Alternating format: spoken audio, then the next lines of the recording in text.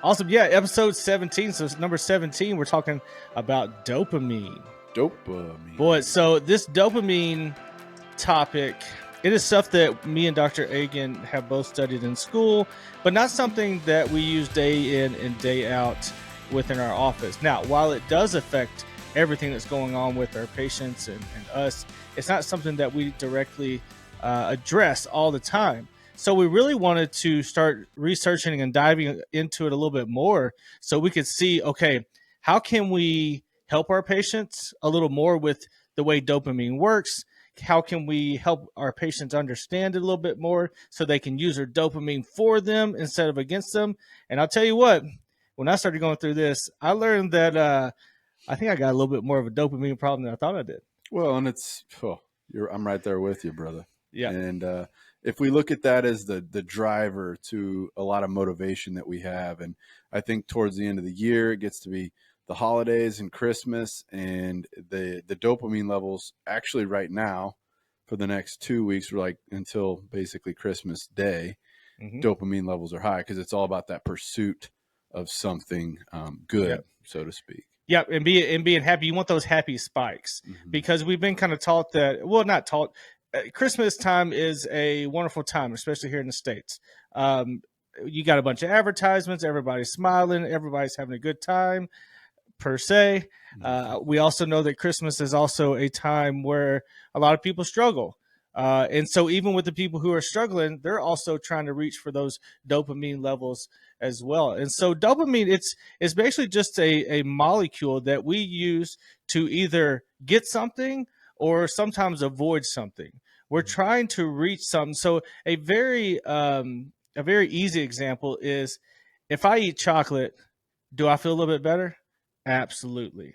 So it gives you that little kick and you're like, whew, and so you're like, yep, I feel pretty good about that. And most of the time, if that makes you feel good, you're going to want to do it over again. Yeah. And it's that pursuit, it's that feel good. And I love the more we learn about the body, and if we can honestly keep in mind at all times, if our body is in constant state of survival, and I've realized over time, especially researching this, I mean, we learned it a lot in school, but we're all dopamine addicts in some way, shape, or form. But why is that? What is dopamine? Where does it even come from? Why would we produce a chemical in our brain? And again, going back to survival. So if we wake up and I guess we should go back to it's the pursuit of eating, the pursuit of resting, and the pursuit of mating are the natural ways that we secrete dopamine to get us to survive. So when we wake up and we need food, thousands of years ago, they would wake up and have nothing and they would need to go hunt for their food. So it's a natural chemical produced by the body to get us motivated, to get us driven to do something that's going to produce like, oh, I might see that deer. Outcome. I might see that deer. And it's any deer hunter will tell you. Oh yeah, you get it. It's the pursuit of when the deer approach, that buck fever that you get, and shooting, killing the deer during a deer season, during the sport. Afterwards, you get a bit of a downer. Yeah, absolutely. Especially if it's not as big as you thought he was. Is buck fever actually dopamine? Is that what we? I would say more adrenaline. More adrenaline, okay. More adrenaline. Which all of them very connected. 100%. It's that adrenaline's connected to that pursuit feeling that we're having. We get a little dope of a little kick of adrenaline when we walk through a food court in a mall. Ooh. It stimulates that feeling. Okay, it's time to eat. We're in pursuit of eating, and controlling those impulses is very important as well. But I think understanding why do we produce this chemical, where the heck does it even come from, and how its connection to survival is amazing. Yeah, because if everything that we are now, while we are much more advanced than we were, even 50, 100 years ago, everything in our brain is so much older than we really think it is. It goes off of very old laws that our brain has been doing for a long time. So like Dr. Agan was talking about going out there hunting, or for us, this is something that's a little bit more relatable to us. You get on your phone, let's say you posted something earlier that day and you're like, did anybody like it? So one time you get on there and you get 5 likes and you're like, ooh, that's our first post. Got 5 likes. That's pretty cool. Boom, bing. it hits and you feel pretty good. The next time you get on there, oh my goodness, I got 50 likes. Boom, again, here it is. Then you do it the next week and you only get 3 likes. Don't get that spike. You don't get the spike, and then a lot of the times it's an addictive feeling. That's where nicotine, chocolate, and other substances and chemicals can increase, and we can almost biohack to get more dopamine. But as we know, the more we're in search of that pursuit, the return is diminished, and we're just going to constantly searching for that initial dopamine hit from the first time. You remember the first time you ever had like chocolate, or I remember even cheese, man. Oh like, yeah, on an omelet or something. Oh yeah, like, what is this? Yeah, it's awesome. And then you keep doing it, and it gets less and less and less. And so, we've been studying, and we listened to some other big time podcasters, Andrew Huberman. We read some different research studies, and basically, with your dopamine, you have a baseline level at all times. Now, that baseline level can change depending on how much dopamine you demand per activity. So let's put it in the case of someone who likes cake. When you eat cake, boom, dopamine levels go up. You feel great. You're like, yeah, awesome. If you continue that every day, you will get less and less dopamine return from that. And so your baseline is going to get lower and lower and lower. And so you're not able to have as high peaks, and you're really not able to have as low lows either. It's just going to be flat. So you can also see that with people, and a lot of people can relate with alcohol. You get those returns keep getting worse and worse and worse every time you drink. So the main thing with that dopamine, you only have so much to cash in on. I mean, if dopamine's coins and you want it, boom, boom, boom, it puts a few coins in there. But as you keep that activity up, you get less and less return for your buck, basically. Yeah, and then I found it interesting too. It's like you hear this a lot of the times with people trying to quit smoking, how caffeine and alcohol increase their likelihood to want to smoke to get more of a dopamine hit, and you're constantly chasing the carrot with that. And again, it's okay to for things to feel good and to pursue something that gives you more dopamine, because again, it's a driving chemical that's really all about survival. And so another thing I found interesting too is how talking about a subject that you're passionate about, for example, we secrete dopamine when we talk about holistic health, chiropractic.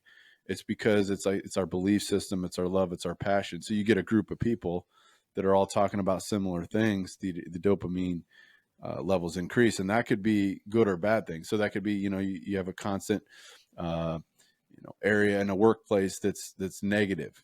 There's a lot of toxicity, there's drama.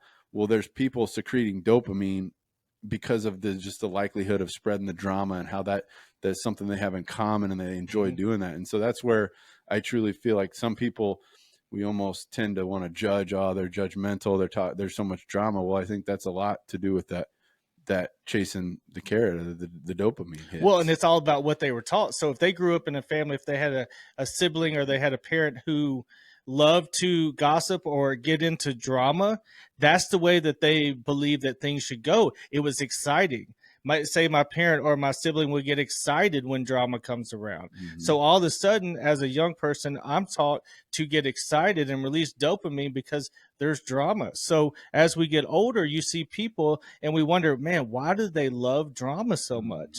It's because their brain has been conditioned to release dopamine when those situations occur. And just on the other side of the coin, you have people who release dopamine just by having a simple time, because that's the way they were taught. And that's why dopamine, the more studying I did on it, it's just a crazy molecule in how it happens, because it's weird to think that something makes me feel good, but I also have to manage or try to manage the way I use it for my life, because if I deplete it, then my life will go the other direction and I will be less responsive, less attentive, less motivated, and all the rest of it.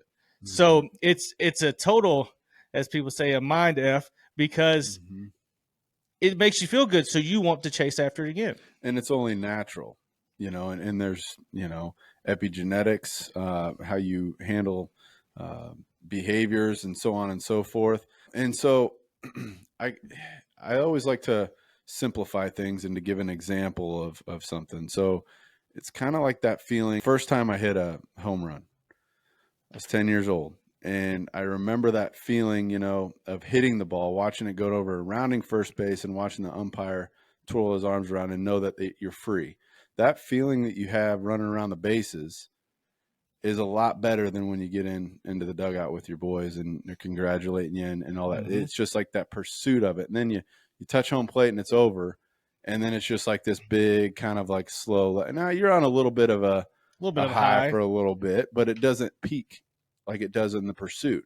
Yep. And it's just like working out. It's just like building a business, anything, enjoying the process. We're actually in the pursuit of it. We're secreting more dopamine. Yep. But I think, again, then that's subjective. So person A could love to grind it out, go to the gym, build a business. They're secreting dopamine in that process, where not everybody is the same. Yep. But with chemicals, I think we behave very similar. So nicotine, alcohol, chocolate. Yeah. Well, it's also the same. And we've talked about this before. When we went to chiropractic college, we're excited. All that dopamine's going. We're excited. You got another test. Boom, rock that one. Then you get to the next semester. I mean, that school was full of dopamine if you were succeeding, because you would have a test every couple of days. You pass it. Heck yeah. And let's keep moving. And then once we got out, and you slayed the beast that you've been working on for about 3.5 years. Mm-hmm. Boom, you hit a low, dude. You go way down because you just spent so much energy, so much dopamine, so much adrenaline on this one task. And then when it's over, because I remember at graduation thinking, why am I somewhat kind of sad? Mm-hmm. Because for 3.5 years, I'd used my dopamine and use all my feel-good chemicals, all my extra energy into this one task, and now it was done.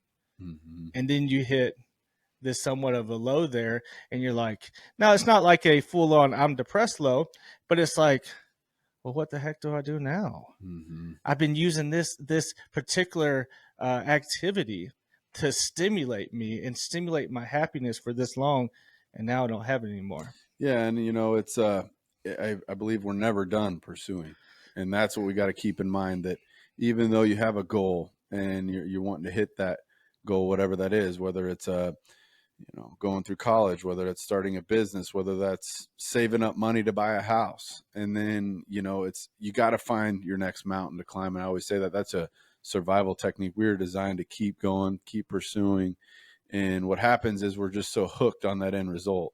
Yeah. And I think that too much of that will lead to you've been constantly chasing something. You got to be satisfied as well. Yeah. It's finding that good balance on what it is. But I don't want to confuse our viewers on really what we're trying to explain with dopamine is coming down to the holidays. You're with your loved ones, with your families. Majority of Christmas and all that good stuff should be around more love and spending time together. Mm-hmm. But you even remember as a kid, Christmas, they got kids hooked on dopamine. Oh yeah. Fired up. Santa's coming to town. We got Christmas movies. You're just getting amped up, and you're slowly, and that's the joy and love of Christmas and the spirit of it. You can't doubt that. That's just a good thing. But yeah, but then what happens the evening after Christmas? A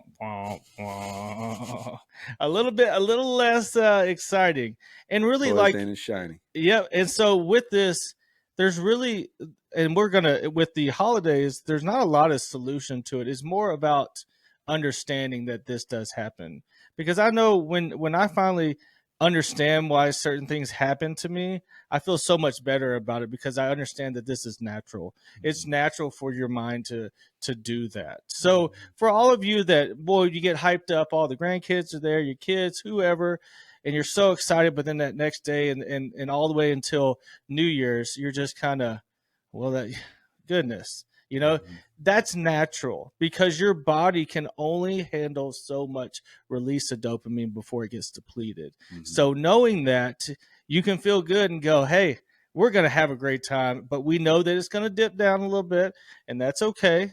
And then we'll get back up and do it again. Yeah, and I think too, it's having that plan in place after the letdown. You know, I always try to keep in mind is it's also the end of the year. Take a little time to reflect and relax, but then, you know, once January 1st hits, you know, after watching some football games, have your next mountain to climb so that we can pursue something.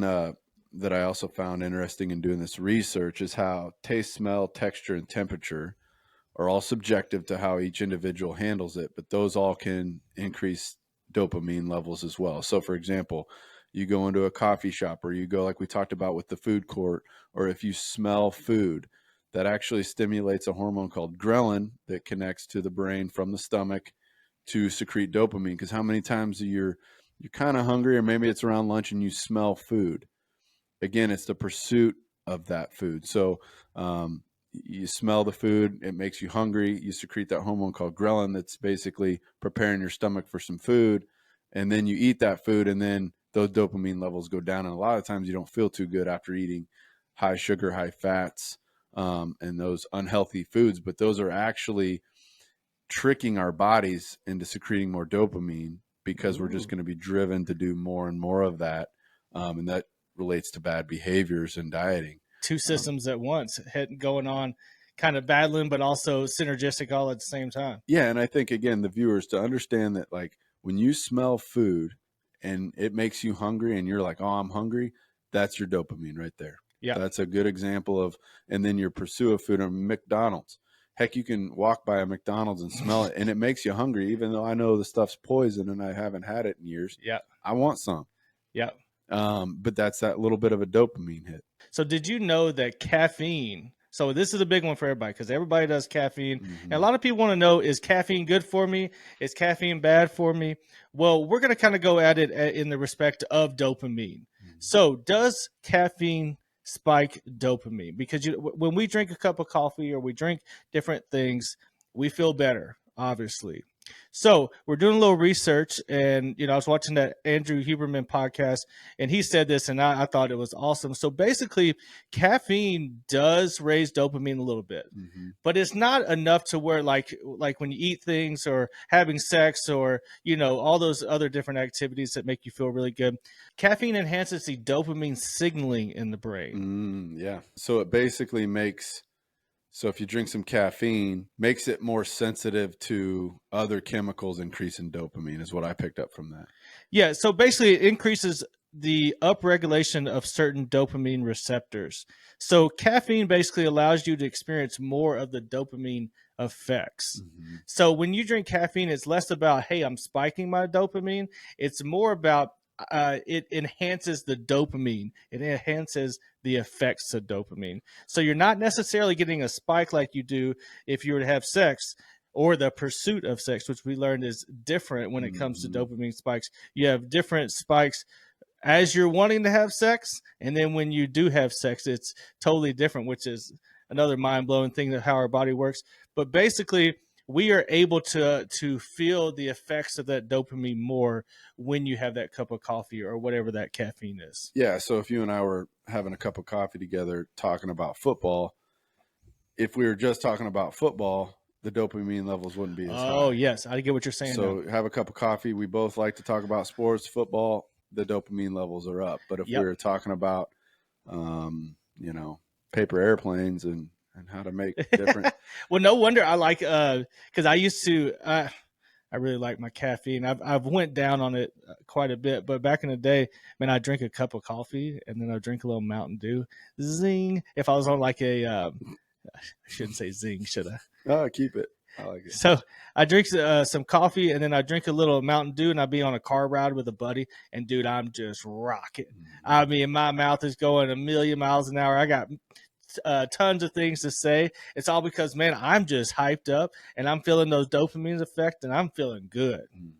Yeah. And I've always, with working out, had some form of caffeine source to get going. And it's anybody that's taking pre-workout, I'll tell you, on the way to the gym is the best part. When you're drinking your pre-workout, jamming out to some songs, that's almost better than the actual workout. but then you get that peak during a workout, you're feeling good, but then after the workout, usually a lot of times there's a little bit of a crash. Yeah, absolutely. In which then I usually go for a little more caffeine because we got to come in here and take care of patients. You got to go do something else. So I think the big takeaway with this, and the one tool that we can really give you, and Dr. Agan's already kind of hit on it, is don't focus as much on the outcome or the reward, because if you're doing that, you're searching for that dopamine all the time. Mm-hmm. Go after that process and love the process. Be respectful of those dopamine levels. Don't deplete them, because if you can actually manage your dopamine levels, you'll actually feel better, be more motivated, and be happier on a daily basis. If you don't have as many highs, you won't have as many lows either. Mm-hmm. Yep. And, a wise man once said, never get too high, never get, too low. Yep, absolutely. Ride it out, man. And if you want more on this, so there is a total background when it comes to the cellular level and how it works in the body. Definitely go check out the Andrew Huberman podcast. It's episode number 39. I can't remember. It's how to use your dopamine for motivation. Can't remember the exact title, but go check that out if you want a little bit more information on that. We really love that podcast. That was great. And that's why we kind of wanted to do a little bit on our own and explain kind of our instances and what we deal with as well. Well, and I think it's important to understand why it's produced in our body. And again, we just try to simplify things, that open door to holistic health. That's what we're looking to do. But again, it's if we can understand that no matter what, the body's trying to survive. Yeah. And, there can be some habits that we form to make it worse, but dopamine's an amazing chemical. And it's probably to me, my favorite chemical of the body, because it's all on drive and motivation and why we're even here as humans. Yeah. And why you feel down sometimes when you really don't know why you should feel down. Yep. And a lot of us take it personal and we go, well, we're just, why am I so sad or why am I so down? Well, really, if the day before you had such a good time, you're probably going to be a little bit depleted at that point. So if you know that, you can kind of get your dopamine in waves so that you feel better over a long period of time. Well, and let's get real. Anybody that's, these companies out there advertising, Facebook, social media, they understand this. Yeah. Goodness. That's how they hook us is Mm-hmm. dopamine. You take somebody that's 60 years old for the first time, gets on Facebook and has 4 likes on their picture.